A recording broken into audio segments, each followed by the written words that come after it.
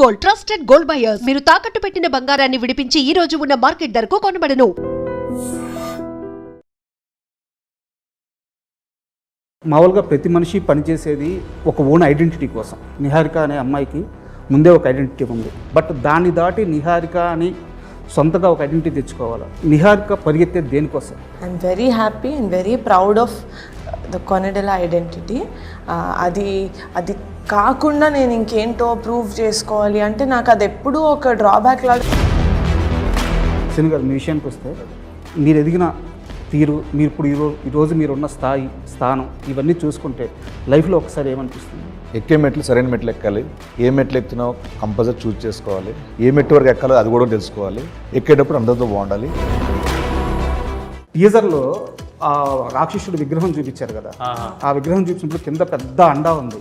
బాగా నోటీస్ చేశారండి, మేమే నోటీస్ చేయలేదు. అంతా రివ్యూస్ కూడా రాస్తారండి మీరు? నేను రైటర్ని ఫస్ట్, తర్వాతే యాంకర్. ఇలాంటి ఫ్యాంటసీ కామెడీ దాంట్లో కాన్ఫ్లిక్ట్ పాయింట్ ఒకటి ఉంటుంది. ఆ కాన్ఫ్లిక్ట్ కరెక్ట్గా ఎస్టాబ్లిష్ అయితేనే అప్పటి వరకు ఉన్న ఎంటర్టైన్మెంట్కి ఆడియన్స్ ఎంగేజ్ అవుతుంది. సో ఆ కాన్ఫ్లిక్ట్ పాయింట్ మీరు ఇప్పుడు దాకా రివీల్ చేయలేదు ఎక్కడ. సో రైటర్ మీరు చైల్డ్ ఆర్టిస్ట్గా చేసిన తర్వాత 2018 or 19లో జకాస్ అని ఒక షార్ట్ ఫిల్మ్ చేశారు కాలేజీలో. వీళ్ళు రిసర్చ్ చాలా ఎక్కువ చేశాడు సావే. గత కొన్ని నెలలుగా నిహారిక ఇంటికెళ్ళి మేనల్ని చూసుకొని రోజు లేదు, తెగ ఎంజాయ్ చేస్తున్నారంట. ఆ మూమెంట్ గురించి కాస్త షేర్ చేయండి. ఎంతో జాగ్రత్తగా ఉన్నారండి. దగ్గర సోర్స్ అంటే మా నాన్న మీ దగ్గర మన ఇద్దరి గురించి చెప్పారంటే. Hi, welcome to I dream. నేను మీ రాజా. ఏప్రిల్ 3వ తేదీన రాకాస మూవీ రిలీజ్ కాబోతుంది. ఈ సందర్భంగా ఆ టీం మొత్తం మనతో ఉన్నారు. వారిని అడిగి ఆ చిత్ర విశేషాలు తెలుసుకుందాం. హాయ్ సార్, నమస్తే. హాయ్ మేడం, నమస్తే. ఎలా ఉన్నారు? బాగున్నాను. కాస్త భయంగా ఉన్నారా? లేదండి. టెన్షన్గా ఉన్నారా? ఏం లేదండి, ఏం లేదు, అంతే, అలసటగా ఉన్నారు కొంచెం. అండ్ రాకాస గురించి మీరు గత 2-3 రోజుల నుంచి ప్రమోషన్స్లో బిజీగా ఉన్నారు. సో మనం కాస్త ఒక ప్రశ్న వేరుగా మాట్లాడుకొని మనం మూవీలోకి వెళ్దాము. అండ్ నాన్నగారి విషయంకి వస్తే ఆయన చెన్నై వెళ్ళారు. ఫస్ట్ చెన్నై వెళ్ళి శుభం గారు అక్కడ ఒక సినిమాకి 10 రోజులు పనిచేసి ఆ సినిమా పోస్ట్ పోన్ అయ్యి, అసలు క్యాన్సిల్ అయిపోయింది. మళ్ళీ వేరే అవకాశం ఇచ్చి, అంటే ఆయన ఎంత ట్రై చేశారంటే ఇండస్ట్రీలో తను బలంగా నాటుకోవాలని చెప్పేసి వేరే ఏ మనిషి అన్ని కష్టాలు పడి ఉండరు. సో ఫైనల్గా వర్షం సినిమాతో ఆయనకు బ్రేక్ వచ్చింది. సో వర్షం సినిమాలో మీ మ్యాడ్ మూమెంట్ అంటే మ్యాడ్ ఆ సీక్వెన్స్ కానీ సీన్ కానీ అంటే ఏదని చెప్తారు?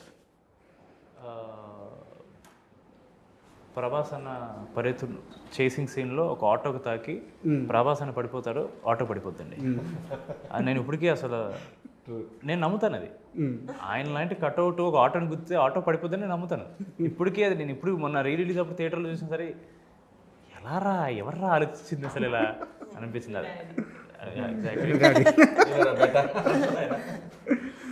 ట్రూ. ఎందుకంటే ఆ సీక్వెన్స్ అంతా బాబుని ఎత్తుకెళ్ళి ఆ ఫైట్, ఆ బోరింగ్ లాగడం కానీ, ఆటోను కుదరడం కానీ, తర్వాత గోపిచంద్ గారు వచ్చినప్పుడు యాక్చువల్గా మంచి ఇంటర్వల్ బ్లాక్, అది పెద్ద ఫైట్ ఎక్స్పెక్ట్ చేస్తాం.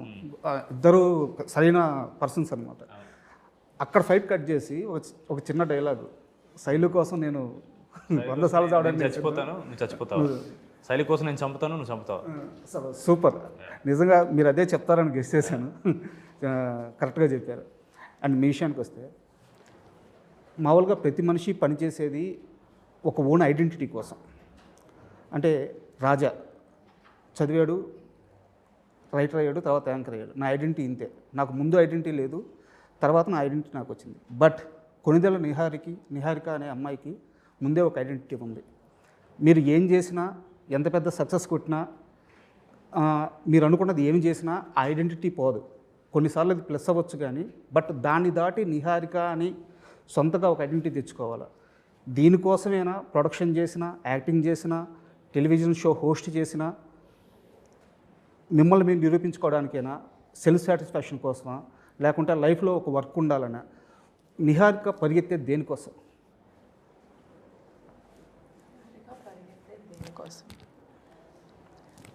ఫస్ట్ అందులో ఒకటి నెగెట్ చేయడానికి, ఇట్స్ నాట్ బికాజ్ నాకంటూ ఒక ఐడెంటిటీ ఉండాలి. I'm very happy and very proud of the Konidela identity. అది అది కాకుండా నేను ఇంకేంటో ప్రూవ్ చేసుకోవాలి అంటే నాకు అది ఎప్పుడూ ఒక డ్రాబ్యాక్ లాగా అనిపించలేదు, అది కాకుండా నేను ఏంటో చెప్పడానికి. బట్ యాజ్ అ పర్సన్ నేను చిన్నప్పటి నుంచి నా స్కూలింగ్ దగ్గర నుంచి నాకు కొత్త విషయాలు నేర్చుకోవడం అంటే చాలా ఇష్టం. ఇంట్రెస్ట్ తోటే నేను ఇప్పటికీ చాలా విషయాలు నేర్చుకుంటూ ఉంటాను. అది ఎక్కడికో రీచ్ అవ్వాలని కాదు. I don't have an end goal. My goal is to be happy with whatever I'm doing and to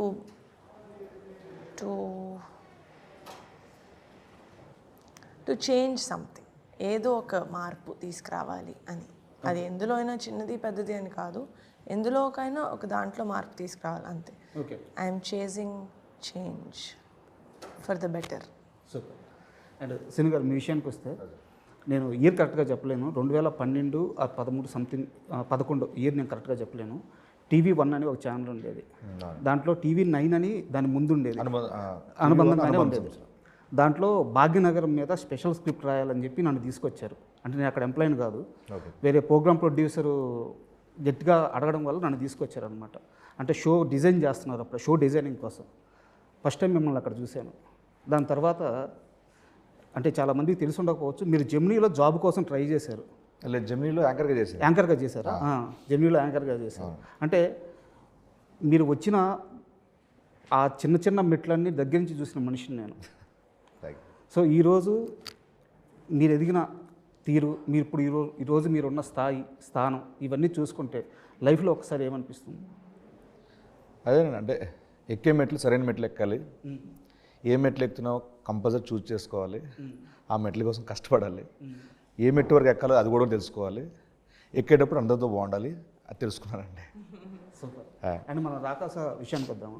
యాక్చువల్గా మీరు ఇందాక డ్రెస్ చేంజ్ చేసుకుంటుంటే నేను వద్దు అని అడగదాం అనుకున్నాను, బట్ మీ కంఫర్ట్ అని చెప్పి ఆపేసాను. ఎందుకంటే ఈ రాకాస మొత్తం థీమ్లో ఈ బ్లాక్ గోల్డ్ అనేది ఇది కాన్సెప్ట్ ఓరియంటెడ్గా కథలోనే భాగమై ఉంది. Black is the black gold combination అంటే ఆ మిస్టరీ, మిస్టరీ అంటున్నా, మిథికల్, ఆ ఫ్యాంటసీ ఎలిమెంట్. అండ్ బ్లాక్ అంటే మా డిఐ టోన్. కథతో ఏమైనా సంబంధం ఉంది? అది ఏం లేదండి, ఏం లేదు. ఓకే. అండ్ మన కథలో, ఈ రాకాస కథలో ఈ ఫుడ్కు సంబంధించిన ఎలిమెంట్ ఏమన్నా ఉందా? అంటే పునుగులు తిన్నాను కాదు పునుగు, ఐ మీన్ సారీ, నేను ప్రమోషన్ కంటెంట్ గురించి మాట్లాడేది. ఓకే.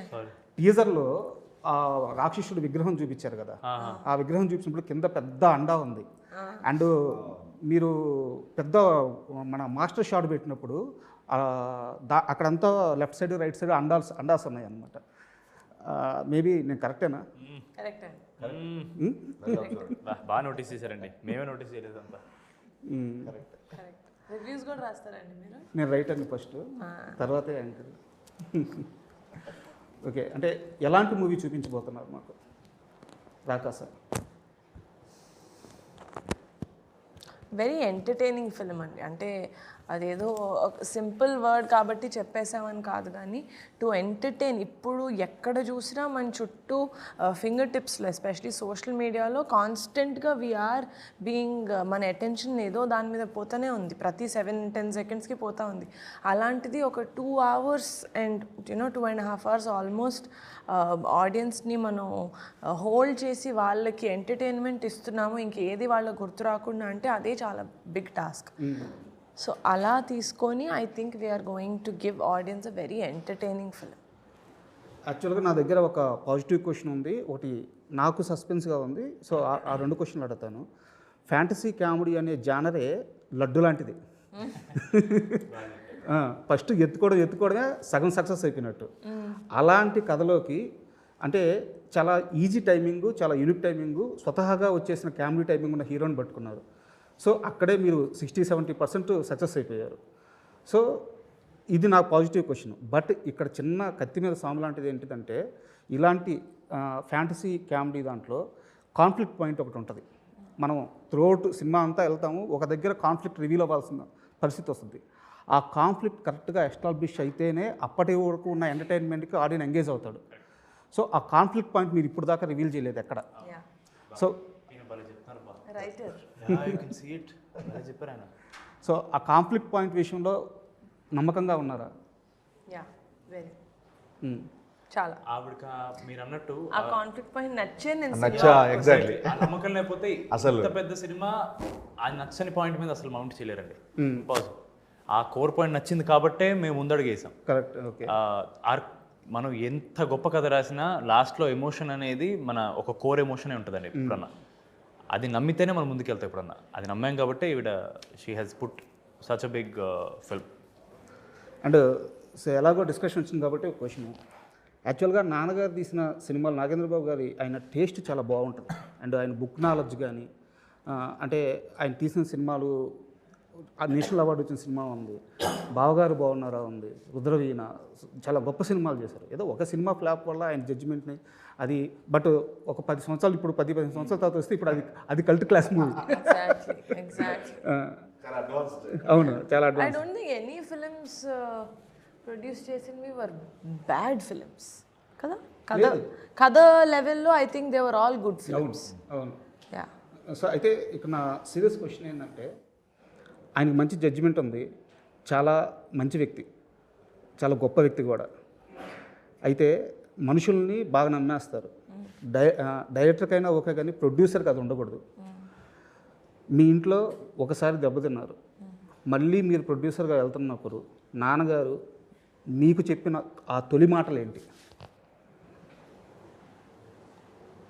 నాకు నీ మీద ఫుల్ నమ్మకం ఉంది, నువ్వు నాకన్నా మంచి ప్రొడ్యూసర్, నువ్వు వెళ్ళేస్తావు. నువ్వు నాలా అందరినీ నమ్మేదానివి కాదు, నాకు తెలుసు అన్నారు. మీ విషయంలో స్ట్రిక్ట్గా ఉన్నారు. అయితే స్ట్రిక్ట్గా నన్ను నమ్మారు సార్, అందరినీ మీరు స్ట్రిక్ట్గా ఉన్నారు. నేను ఆ విషయంలో స్ట్రిక్ట్. అవును సార్, స్ట్రిక్ట్. అండ్ మీరు యాక్చువల్గా నేను ఇందాక అక్కడ కూర్చోంటే నెపోటిజంకి సంబంధించిన ఒక టాపిక్ వచ్చింది వేరే ఇంటర్వ్యూలో. బట్ మీరు చైల్డ్ ఆర్టిస్ట్గా చేసిన తర్వాత 2018-19లో జకాస్ అని ఒక షార్ట్ ఫిల్మ్ చేశారు కాలేజ్లో. వీళ్ళు రిసెర్చ్ చాలా ఎక్కువ చేశారు సామే, లే మారిపోతా. అవును, అది కాలేజ్ సీనియర్ లేదో వాళ్ళ ప్రాజెక్ట్గా ఏదో చేస్తుంటే ఉందా అది బయట? ఉంది, యూట్యూబ్లో ఉంది. వద్దండి బాబు, ఇప్పుడు మనం సినిమా లాగేసుకుంటుంది. కాలేజ్ సీనియర్స్ వాళ్ళ ప్రాజెక్ట్ కింద ఏదో చేస్తున్నాం కాలేజ్కి అని చెప్తే చేయమంటే మనకేంటంటే సీనియర్స్ చెప్తే అరే సీనియర్స్ మనం హ్యాంగ్ అవుట్ అవ్వచ్చు, మనల్ని జనరల్గా సీనియర్స్ అడగరు కదా అని చెప్తే, అండ్ అప్పటికి మనకి ఈ పురుగు ఉంది కదండి, యాక్టింగ్ పురుగు. అరే ఏదో చేయాలరా కాలేజ్కి వచ్చి ఓన్లీ ఎంజాయ్ కాదు, మనకి ఇంకా అసలు యాక్టింగ్ వచ్చా లేదా మనమే ఒకసారి చూసుకోవాలి కదా అని చెప్పి అది చేసామన్నమాట. అది 50 minutes ఎంత ఉంటుంది, 1 hour ఇది షార్ట్ ఫిల్మ్. ఆ షార్ట్ ఫిల్మ్ మీ కెరీర్కి ఎలా ఉపయోగపడింది? మీరు చెప్తే కానీ తెలియదు ఎవరికి. బట్ అలా కాదు, ఎందుకంటే చిన్న చిన్న ప్రయత్నాలు ఉంటాయి. ఆ షార్ట్ ఫిల్మ్ వల్ల మీకు ఒక నమ్మకం వచ్చి ఉండొచ్చు, లేదండి అంతే, ఒక ఇంట్రెస్ట్ వచ్చి ఉండొచ్చు. లేదండి, అది జస్ట్ ఫన్ కోసం చేశాను, ఫన్ వచ్చిందండి అంతే. అంతకంటే ఎక్కువ అంటే I know which will help me, which will not, and I know which are fun. నేను ఇప్పుడు చిన్న చైల్డ్ ఆర్టిస్ట్ మీరు చెప్పినట్టు అదేమి ఒక కెరీర్ బిల్డ్ చేద్దామని చేయాలి. చిన్నప్పుడుది పిల్లలుగా ఉన్నాం, అదొక పిల్లల సినిమా గోల్కొండ హై స్కూలు, నేను అన్న ఆడిషన్ చేసాం, అరే బాగుంటుంది 2 నెలలు సమ్మర్లో మాకు నచ్చిన ఒక ఆట ఆడుకోవాలి మేము, కెమెరాలు రికార్డ్ చేసుకుంటారు అనే థాట్లో వెళ్ళి చేసాం అంతే.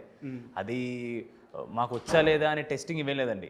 It is just bunch of kids ఇలా సినిమా తీస్తున్నారు, చేస్తారంటే మాకేంది లేదు, మేము చేస్తాను, వెళ్ళిపోయాం అంతే. After I came back from college audition ఎప్పుడు స్టార్ట్ చేస్తున్నావు, దెన్ ఐ రియలైజ్ ఆడిషన్ నేను బాగా చేయనప్పుడు నాకు అర్థమైంది, వావ్ నేను ఇంకెంత కష్టపడాలని.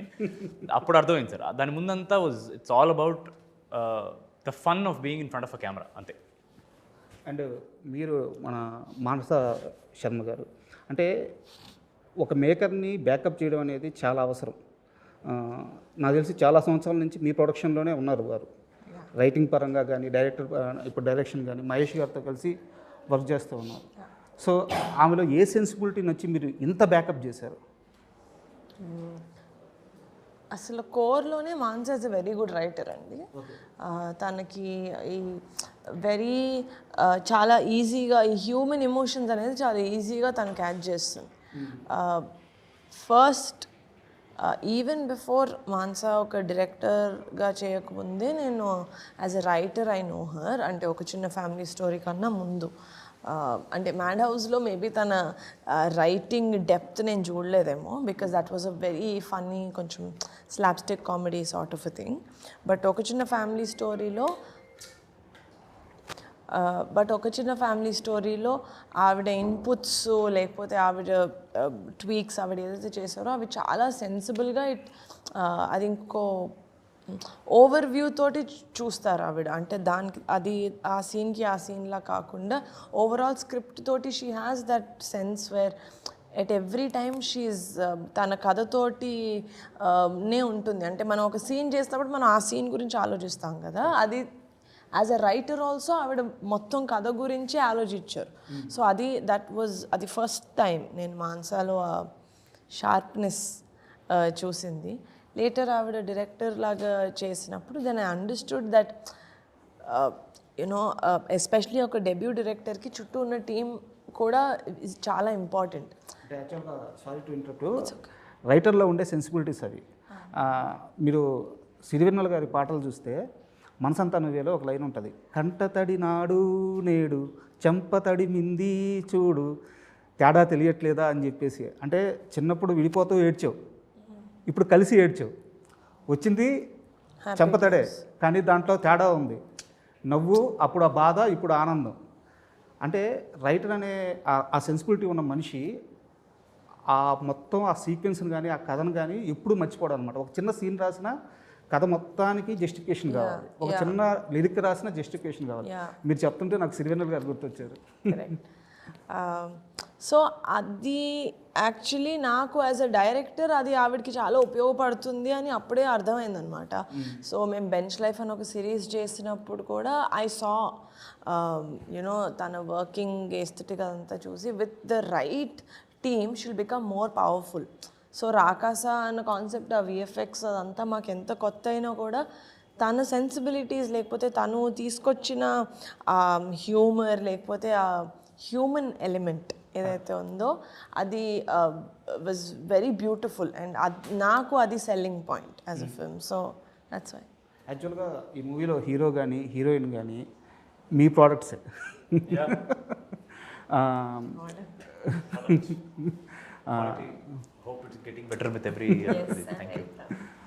ఓ చిన్న ఫ్యామిలీ స్టోరీ కానీ లేకుంటే ఇప్పుడు బెంచ్ లైఫ్ దాంట్లో కూడా హలో బెంచ్ లైఫ్లో గాయత్రి అనే ఒక చిన్న చేశారు. But debut was hello world. ఒక చిన్న ఫ్యామిలీ స్టోరీ ఆల్మోస్ట్ ఫినిష్ అయ్యే టైంకి హలో వరల్డ్ టేక్ ఆఫ్ అయింది. అక్కడ డెబ్యూ చేసినాం. సో మీకు ఎంతవరకు కంఫర్ట్గా ఉన్నారు ఇప్పుడు వీళ్ళు స్టార్స్ అయ్యి వచ్చారు కదా మీ దగ్గరికి? అసలు I don't think anything change అండి. అసలు నయన్ అయితే she has more experience, both of them, as actors.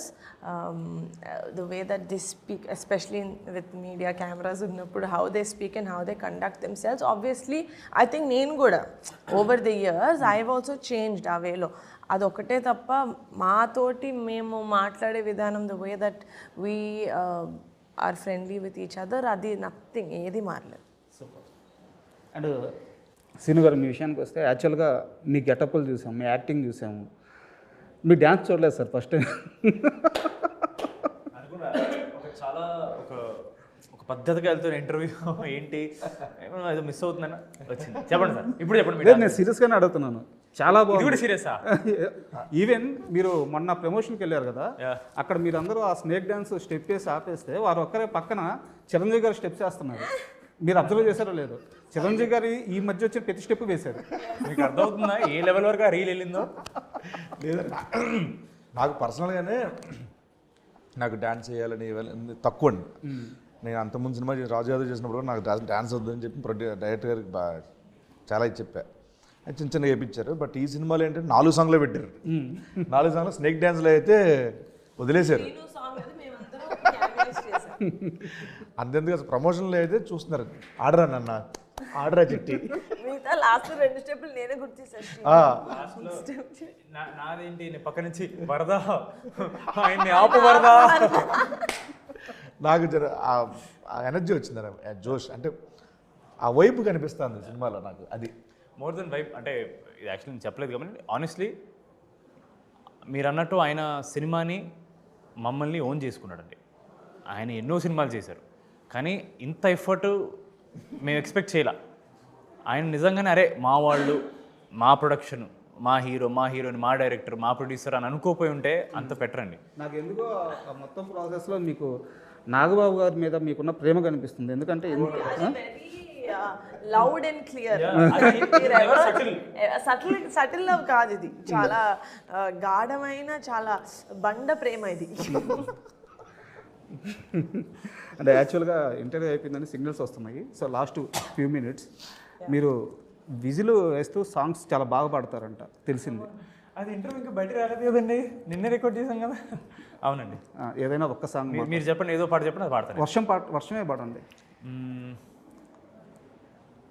చెప్పండి.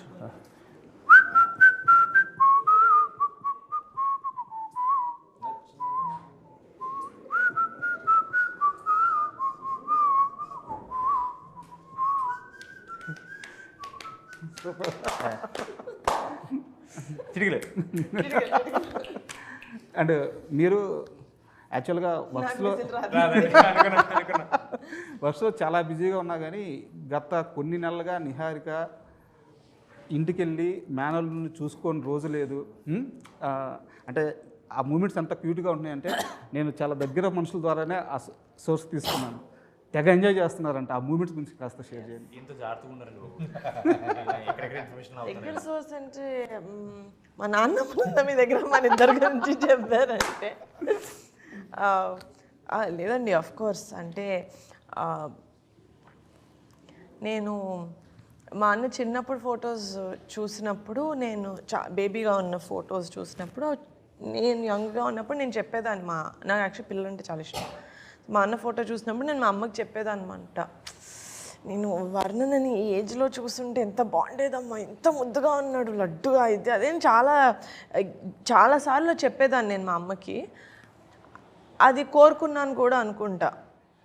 ఇప్పుడు వాయువ్ని చూస్తే ఎంత బలంగా కోరుకున్నాను అనిపిస్తుంది. ఎందుకంటే డిట్టో తన్ని ఎత్తుకున్నప్పుడు ఆ ఫోటో నేను ఏదైతే చూసి మా అన్నని ఎత్తుకుంటే బాగుండు అనుకున్నానో సేమ్ అలాగే ఉన్నాడు.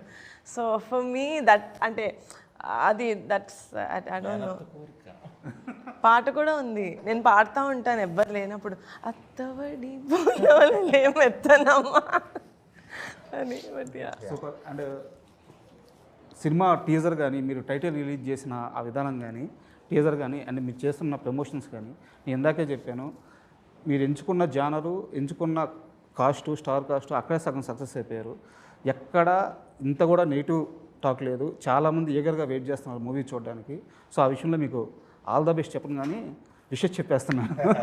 ఆల్రెడీ కొట్టేసి. బట్ నా దగ్గర ఇంకా చాలా క్వశ్చన్స్ ఉన్నాయి, టైం సరిపోవట్లేదు. సినిమా సక్సెస్ అవుద్ది, అయ్యాక మళ్ళీ నాకు మీరందరూ పర్సనల్గా ఇంటర్వ్యూ ఇవ్వాలి. మా ఇంకా ఒక్కొక్కటి బ్యాలెన్స్ అయితే ఉందండి, ఒకటి మిస్ అయిపోయాం మనం. యాక్చువల్గా కూర్చోవాలి మనం. 100% ఇస్తాం. Thank you so much. And for more videos, please subscribe to iDream. Please subscribe to iDream. Please subscribe iDream. And please subscribe to iDream. For more videos, subscribe to iDream. please like, share and subscribe to the channel. Congratulations, iDream. Subscribe to iDream.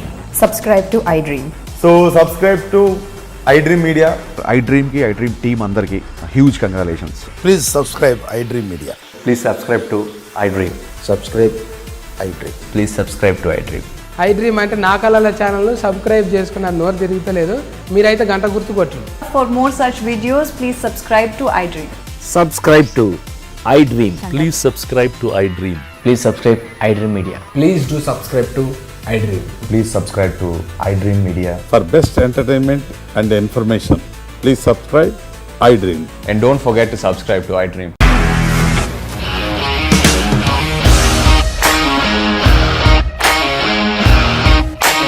ఇండస్ట్రీలో commitment issues వస్తే నీకు కూడా వచ్చినట్టు. Morning తీసుకెళ్ళారంటే కొట్టి పడేశారు.